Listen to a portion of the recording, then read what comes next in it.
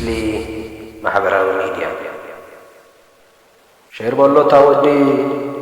ሼር በሎ ዝወረ ሼር በሎ ዝሓሳብ ዋላ ይሓልዎ ፍረ ሼር ጥራይ በሎ ኩሉ ይስዓብን ላይክ እንዳበለ ሞራል እንተሂብኒ ካብ ሎሚ ክገድድ እየ ጽባሕ ራእዩ ዓዲ ውዒል ምዃነይ መን ከይፈልጠኒ እንተደለኹ አክቲቪስት ተደለኹ ጋዜጠኛ እንተደለኹ ምሁር ተደለኹ ፖለቲከኛ ከም ኩሉ ዝኸውን ኣነ ጉዳመኛ ሸር ጥራይ በሎ ሻሕ ትግርኛ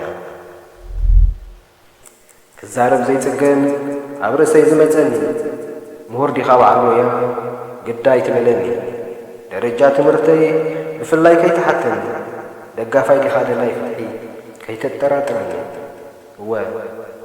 ከም ገለ ወሲነ ደላይ ፍትሒ እንተኾይነ እሞ ክትምጉተኒ ክቶ ተፈቲንካ ኣብ ርእሰይ ዝመጸኒ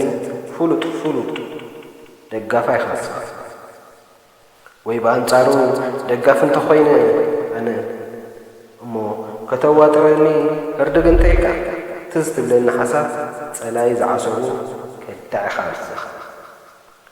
ኣብዚ ንህልካ ፍልስፍና ናይ ዘመንና ዝና ደግፈኒ ኸይጸርፈካ ወይ ጠባይ ግበር ብሎክ ከይብለካ ብዓዲ መውራጃ ካብ ኣወል ክሳብ ደረጃ ንዓሌት ቀቢላ ደላይ ፍትሒ ከውሊ መጋረጃ ብሃይማኖት ብእምነት ናይ ሓሳብ ትኽነት ከንጥረካይ እንዳበልካ ደላይ ፍትሒ ደላይ ናጽነት ሸር ጥራይ በሎ ድንቁርናና ይስፋሕፋሕ ምሁራን ይዕበሱ ንሕና ኣፍ ንታሕታሕ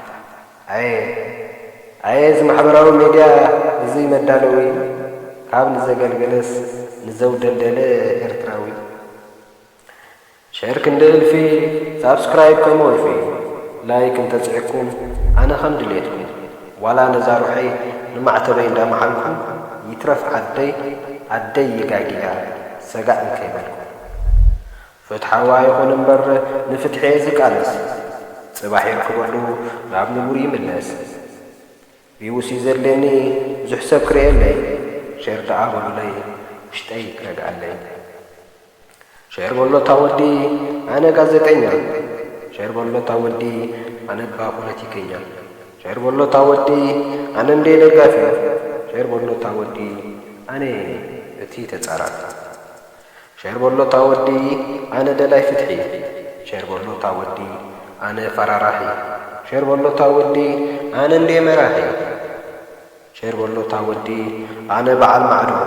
ሸር በሎ ታወዲ ኣነ ምናስ ባዶ ቅያር ሽሆ ሸር ሒዝካሲ ዓዲ ይእትወዶ ዘ ኢንፊኒቲ